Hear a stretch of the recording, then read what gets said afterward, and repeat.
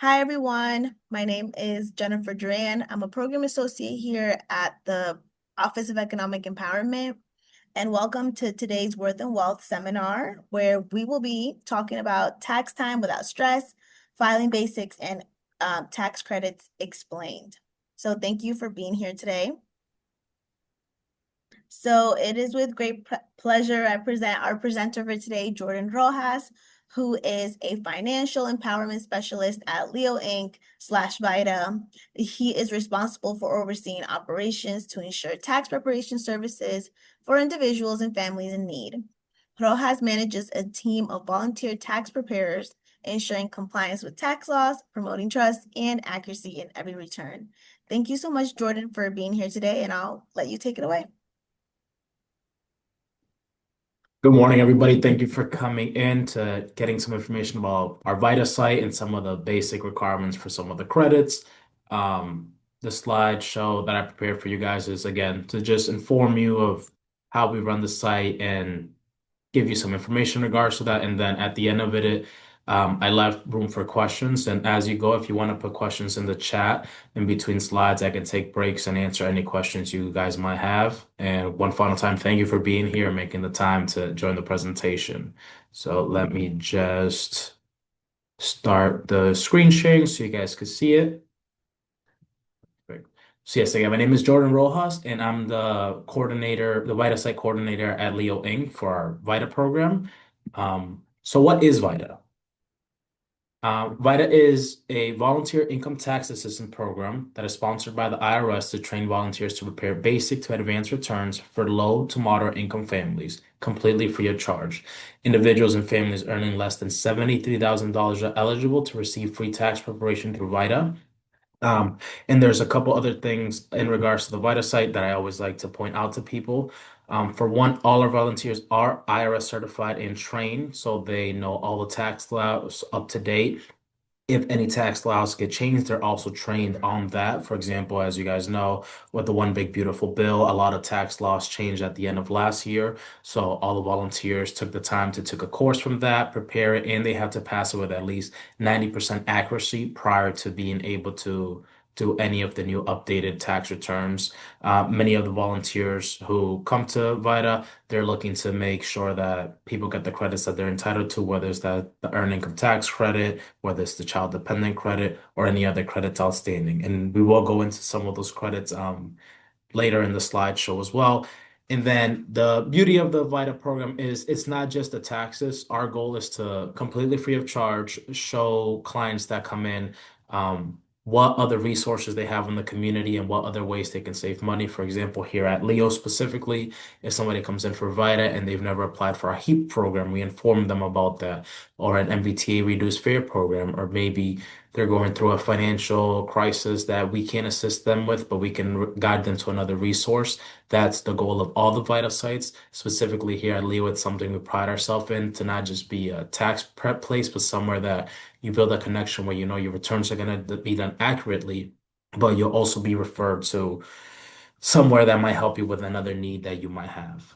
Um, Programs like VITA help strengthen communities by connecting them again with all these financial resources and education. And there are some things that we can't help with, sadly, but we try to always refer to the LITC, which is the low income tax clinic, where it's any anything that's out of our scope, we refer them to them. Again, it's all free of charge, and our end goal is just to help anybody that we can in any way that we can. So some of the common credits, as I mentioned, that our program helps with is the earned income tax credit, the child tax credit, the credit for other dependents, the American Opportunity Credit, the Lifetime Learning Credit, and the Senior Circuit Breaker Credit. There's a multitude more of credits, but these are the ones that are the most common in our return. The most common out of all of them is the EITC, or the Earned Income Tax Credit. So the Earned Income Tax Credit is a refundable credit, which that means it's not just something that lowers your tax burden, but if your tax burden is, say, zero or minimal amount, whatever you're entitled from that credit, you do end up seeing in your pocket. So let's say that you owe $100, but you have a child and you're entitled to the $3,800 for that Earned Income Tax Credit, you would be getting whatever you don't own back in your pocket. Same with the child tax credit. The child tax credit is up to $2,000 per child under the age of 17, and it's another refundable credit. Something that I've seen clients ask me commonly, I always tell them is these credits aren't one or the other. You can stack these credits. If you're eligible for both, you would get both. There are also credits that you can get portions of because they're income based. So let's say that your income is you're a single parent with one child and you make $55,000, you're still below the limit, but you're closer to the end of the limit, you would get a portion of the credit. So it's always good to look out to see if you're eligible for that. And then there's the credit for other dependents, which again is something that I've had a multitude of people come in and say, "Hey, my grandma lives with me. She doesn't fill out taxes. I take care of her year round, but she doesn't do taxes. I don't add her to the return." That's something she'd be eligible for the credit for other dependents. So that's $500 for a dependent that's over the age of 16, an elderly parent, or an other relative that lives with you year round and you take care of. Um, multi-generation household, this credit, they've done taxes their entire life and they've never added that person or their grandparents in. It might not seem like much, but if for you have 5 years worth of returns and you had grandma and grandpa living with you, or an aunt and uncle, or whatever, or a 22-year-old son that's on disability, and you're eligible for that credit, that's 6 years of return, $500 a credit, that's $3,000 you can help you get back by going back to those returns. It's a credit that I always point out because it's I in the big three of the earned income tax, childcare, and other, it's the forgotten credit, I feel like. And a lot of people don't do the due diligence of informing clients, hey, there's a possibility that we can get you extra money. Just does anybody else in the house live with you? Or do you have somebody that lives here that you fully take care of that's over 16, um, and you pay for everything? Um, there's also the American Opportunity Tax Credit and the Lifetime Learning Credit. Those are both our education credits. So the difference is the American Opportunity Tax Credit is for anybody that's currently in school that hasn't completed their bachelor's degree, while the Lifetime Learning Credit is for anybody that finished their education already but is going back. The Opportunity Credit is 2,500 up to 2,500 per eligible student, while the Lifetime Learning Credit is up to 2,000 at a limit. Um, the lifetime learning credit is not a refundable credit, but it can help reduce your tax burden. At that point, you might be working, your income is very high, you might be in a professional field, but you're still taking courses and you're at least a half-time student, not a full-time student. You can still use this credit to reduce your tax burden. The American Opportunity Credit, on the other hand, is a refundable credit, which means whatever you're entitled for, as long as your tax burden is already paid off, you will see that money in your pocket. And then the Massachusetts Senior Circuit Breaker Credit is one for all our seniors 65 and plus. You have to have turned 65 at the end of the last tax year. So you had to have been for this year 65 by 12/31/2025. This is a credit where you can get back up to $2,820 if you're a senior and you either have a mortgage, rent, and you pay that entirely. Unfortunately, if you live in subsidized housing, you wouldn't be eligible for the credit, but almost any other form of living situation you can, even if you live in a mobile home and you can back the proof of how much you make monthly for whatever you pay, for example, in a park range that you live in or whatever that might be, that is a credit that you're entirely eligible for. And again, it's a refundable credit and you can get portions of it. So based on your income. If your income is closer to the limit, which this year it was $67,000. If you're past that income limit, you wouldn't be eligible for it. But let's say that you're at 65, you would still get a portion of the credit. And again, that money is used to offset rental. If it can cover a couple months of rent for some people, if you pay a high property taxes, it can help with your property taxes. And I think it's the most forgotten credit about in the state of Massachusetts. Most of our seniors don't fill out taxes. They don't feel like it's a requirement. They don't think it's gonna get any money back. They know they're not gonna owe, but I love personally reminding all the seniors, hey, do you pay rent? Yeah. How much do you make? Oh, I just get Social Security. Why don't you apply? You might be getting an extra $2,820 at the end of the year just for filling out taxes, coming in for 25, 30 minutes, and we put in your information and you just get that money back. Um, I'm gonna just quickly check the chat because I do see some questions.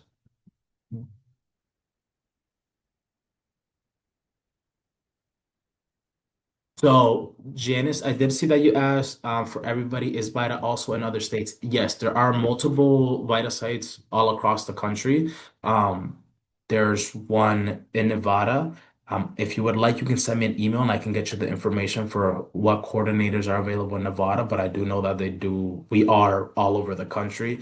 Here in Massachusetts, I know we personally have 17 sites now, and some of that we each cover specific areas, and some of them also have the ability to do returns for other areas.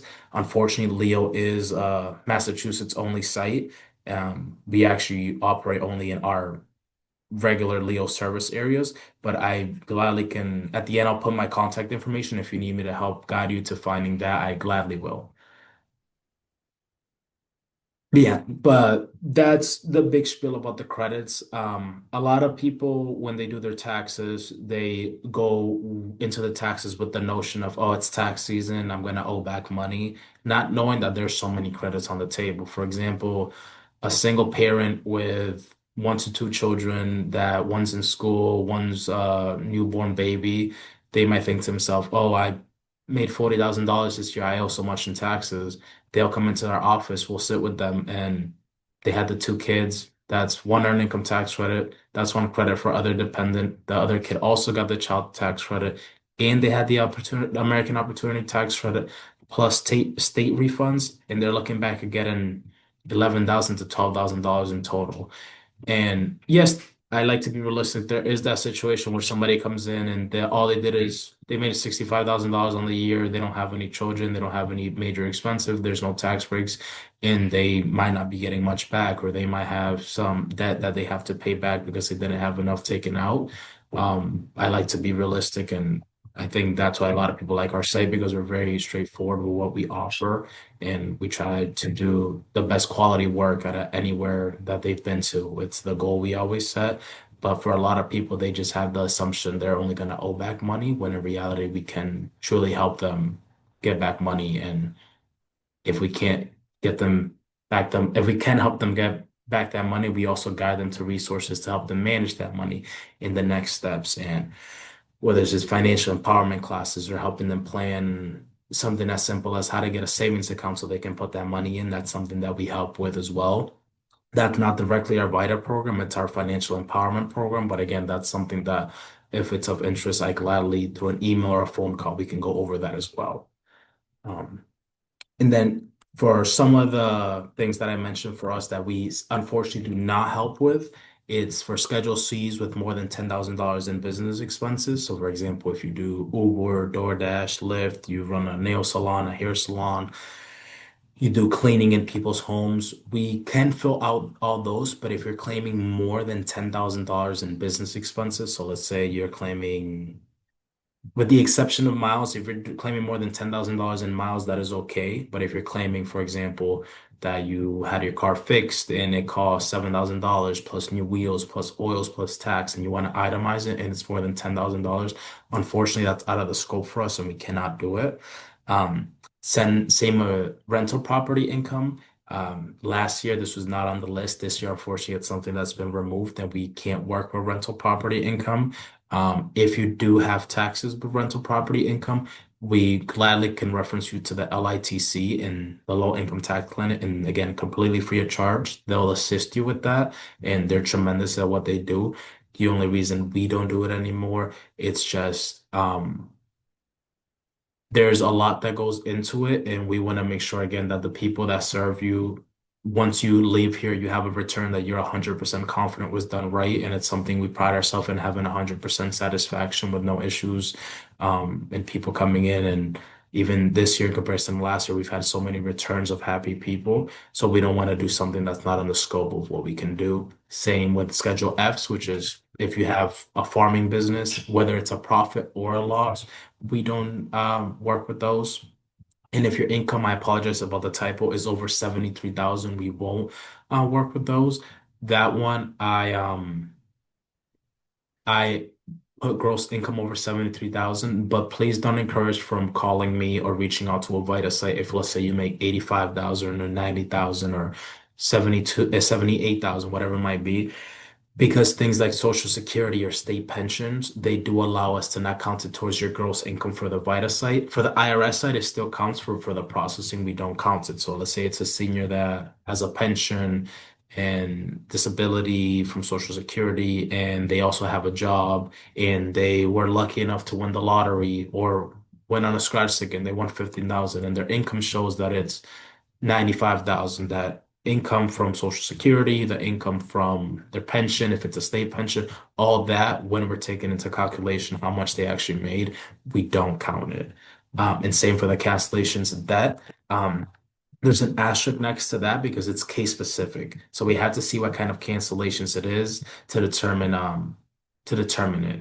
So we're discreet with every application in that regards because, for example, if it's a cancellation of credit card debt and it's under $7,000, we're able to work with it. If it's something, for example, cancellation of that they had on a mortgage, we can't work with that. But again, we will gladly reference you to the LITC because that's more of on the law side of things than just the IRS and the tax prep side of things. So we want to make sure that you get the best service you can. And then I want to take a quick second again to glance at the chat and just see if there's any other questions I can answer for anybody because I see a couple more notification. We do have an anonymous question. Someone asked, I started my Social Security check in 2024 and my tax guy added it to my return from 2025. Do I have to amend the first year earned? Thank you. So no, you would not have to amend the first year earned. So if you started, let's say in December of if you started in October 2024, those 2 months that you earned, they would still add it to your tax return for 2024. So any money earned or income, even if hypothetically you got approved the last week of December and you only got one fifth of a month's pay for that 1 week that you got it at the end of December before the clock turned to the next year, you would still add it to the tax return. And then for 2025, you would add it in its entirety. So that's you wouldn't have to amend that. Um, if it's something that has arisen further questions or like there's something that you're confused by about in the taxes that you read again, I'll gladly, if you want to schedule a time, you can sit down and look at it. Or I always encourage, it's always good to have the tax person that did it take a look at it as well to they give you an explanation as to why. For all our tax returns, we try to sit down for that reason and explain to the client, hey, this is how we came to your return. This is the number that we got, and this is why it happened, or why this didn't happen, or why this credit was allotted and why this one wasn't, etc.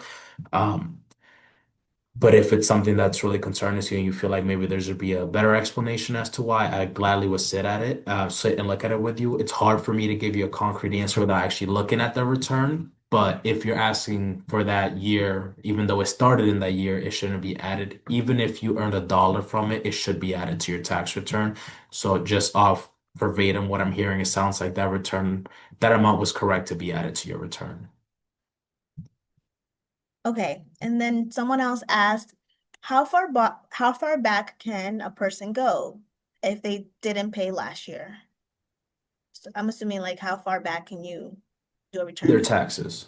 So for our site, we go back 5 years. So 2022 to 2023, 2023 to 2024, 2024 to 2025, and 2025 to 2026, we're able to do for you e-file. So sorry, last 4 years. Once it hits September, that's when it'll be 3 years. So we can still do the last 4 years. Then the 2 years before that, so 2020 to 21 and 2021 to 2022, we can also do, but they would be paper returns where we fill it out, we get the documentation for you, any supporting documents, we'll make copies of it, put it in an envelope for you, and then we would give it to you to physically mail to the IRS. The e-file services for those years are shut down. So in total, it'd be 6 years we could do. The IRS itself lets you do up to 7 years. Something that a lot of people don't know is credits start being disallowed after three. So, for example, something like the earned income tax credit, let's say that you want to do your 2020 to 2021 return. You can still get money back on your taxes paid, but credits that you were eligible for, you wouldn't be able to claim them anymore, as the IRS only allows you to claim credits for 3 years.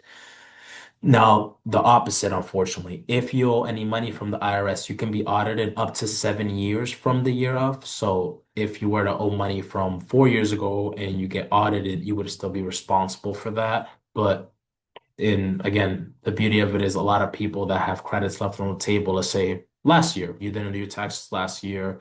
Um, I'll use a hypothetical just because I don't know like all the demographic questions for your age questions, but let's say that you're 69 years old, and you own a home and you have a grandchild that is with you year round, something like the earned income tax credit or the senior circuit breaker credit, the child dependent credit, all that stuff that you would be eligible for, you still could fill last year's return and get it till its full entirety for the next 3 years.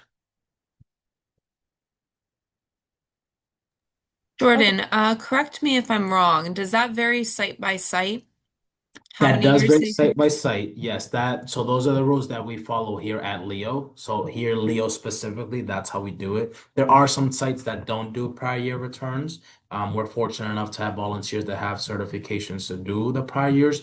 But thank you, Carolyn. That is a site by site thing. So here at Leo, we are able to go and do past year's returns up to those allotted times. But that is our VITA site specifically. So if even if you're in Massachusetts and it's a VITA site that's 4 miles from us, I would have you reach out to them and give them a call, as they would give you a better answer for their specific site. I'm only answering in behalf of our site for that specific question. A lot of the things that the Vita sites do are the same, like what we can serve and what credits we help with and all that. But that one for prior year returns, that is a Leo specific one where we can do prior year returns. Thank you again, Carolyn. And then, is there any other questions? I do see one. Yes, someone asked if they have a property and work has been done to the property, could they file those expenses on their return? If it's, for example, a rental property that you rent out on, yes. If it's a property that you use as your headquarters for self-employment, yes. If it's just work that you're doing on a property that's like, for example, a single family home, unless it's something that has to do with like energy efficiency, or installing new energy efficient panels or solar panels, anything like that, you wouldn't be able to. It would be another one that, again, my best answer, unfortunately, would be case by case basis, and one of your tax preparers would have to take a look at it. Um, let's say that you have a multifamily home and you rent and you just paid for a new furnace.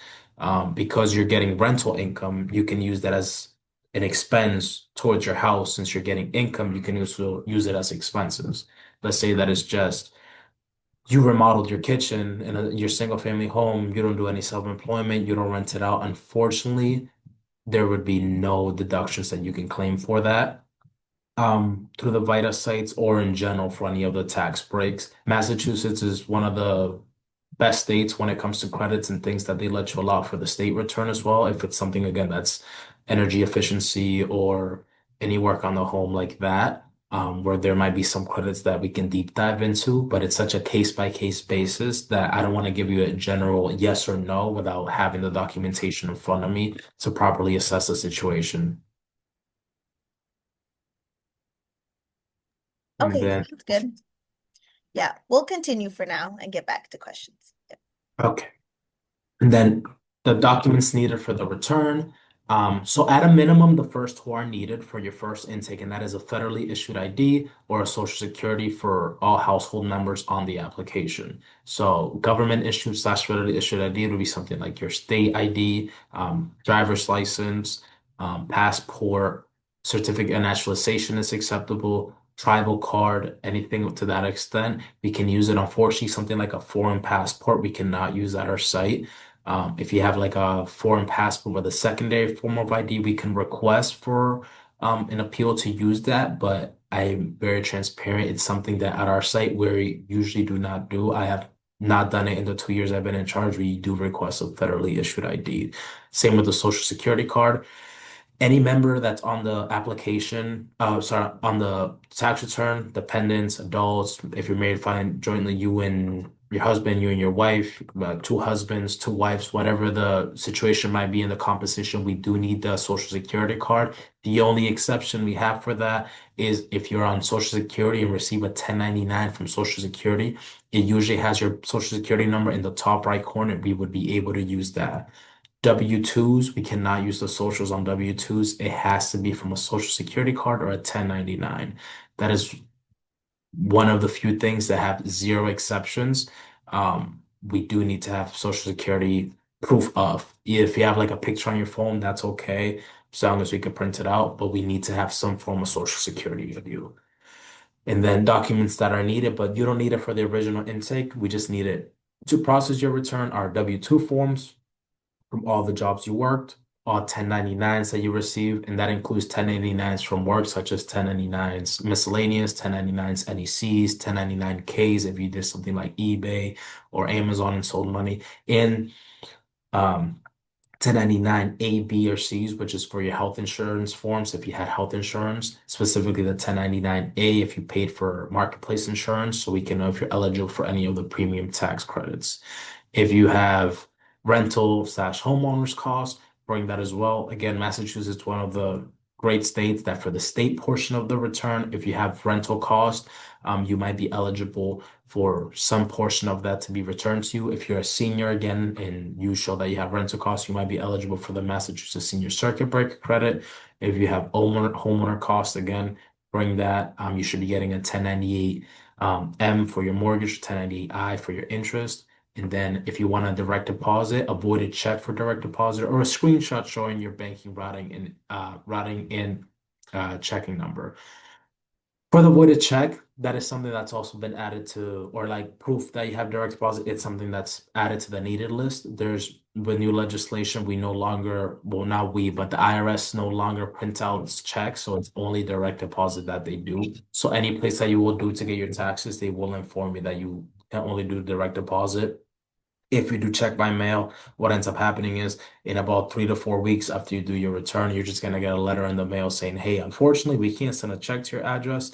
Um, Please provide your direct deposit information by creating an irs.gov account."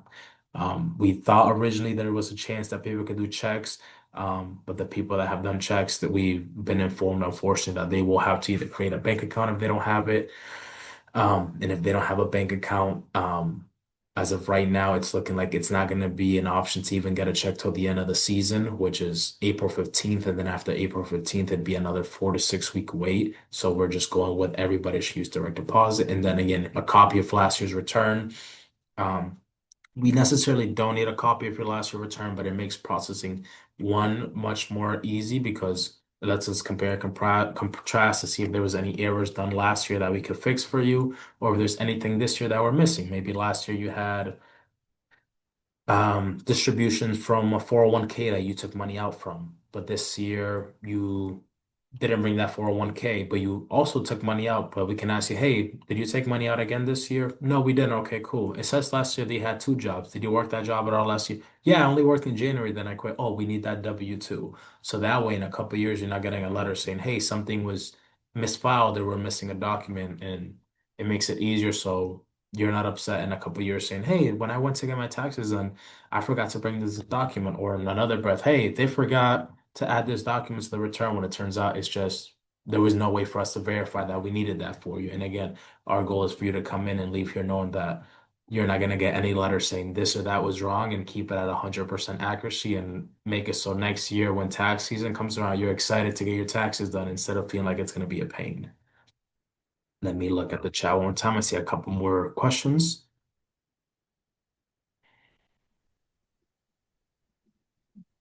Yes, someone asked a question to clarify the statement made about Social Security and state pensions not being counted towards gross income.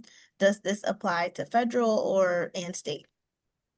So both of them do count to both the federal and state. So both of them will count towards your gross income. We're saying for the $73,000 qualifier for us, we're able to bypass that as part of your gross income. So on your IRS refund, that Social Security and that pension will still be counted. On your federal income, if you have a municipality or local pension, it doesn't count. Massachusetts, for example, if you work for the Commonwealth and you get a pension for the IRS portion of things, you have to pay taxes on that. But Massachusetts is gracious enough that for the Massachusetts part of thing, it's tax exempt. But what I was saying is just for the total of the $73,000, we wouldn't count it towards your income. But for tax purposes, yes, it fully counts.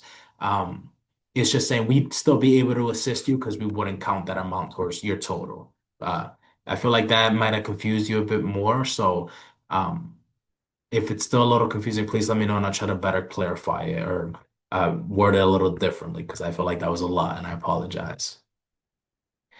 And then I see one that says, I filed jointly with my spouse. I have Social Security check. He is not eligible yet. How much do we have to earn to file it? If we work part-time, how much can we earn without penalties? So 15,500 if you're over 60 is what you would need to file at. So if you make more than that, you should be filing. There's a chance you might just get a net neutral return, which means you don't owe anything back. You don't make any money. But for let's say you're making over that, again, it's good to file for one, just to have that assurance that you don't owe anything or there's not any money left on the table for any other credits. But you should still be filing if you're making over 15,500. Right. Next question. So this is again from start to finish how it works at our site. So you make your plan by calling our front desk, which is the number 781-581-7220, or you can email us at vita@leoinc.org. For the Vita email, for the phone call, we try to get back to you as quickly as we can. For the Vita email, I have somebody that checks it every other day, and if they're not checking it, I check it myself. So we try to be very adamant. I encourage the email over the phone just because through the phone it's such a high volume and it might take a couple of days to get back to you. And I know we're taxes because it's appointment based. You want to get in touch right away. So I strongly encourage the Vita email. I also will put my direct line at the end of it all if you have a pending question or something that is at the forefront of your mind that I can try to answer right away. During your appointment, you'll do an intake. You'll provide the documents you have, and if there's anything additional that you need, the staff member slash volunteer will let you know what you need.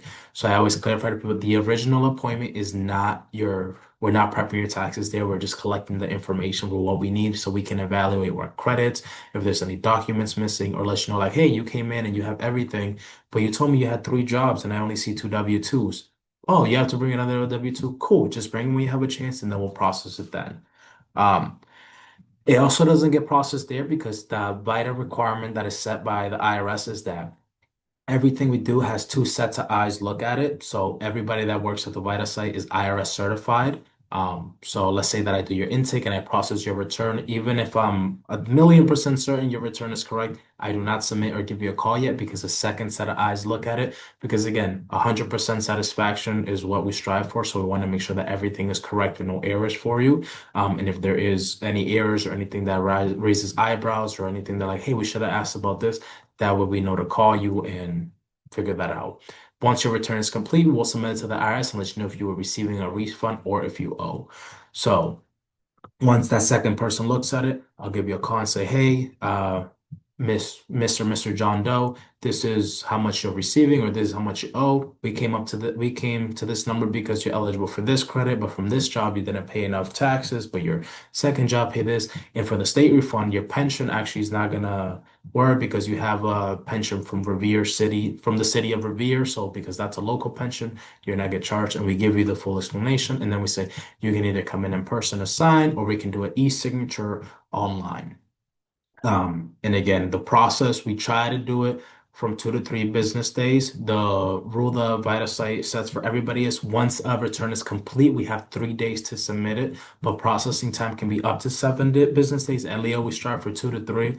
As you guys know, this year has been with the storms and a lot of the weather's been a little bit all over the place. Some people have taken an extra day, but what I do is I always get in touch with them and say, hey, due to the weather, the offices are closed, so there's going to be a 1 day delay. But once you're complete, don't worry, within 3 business days, it still gets filed for you.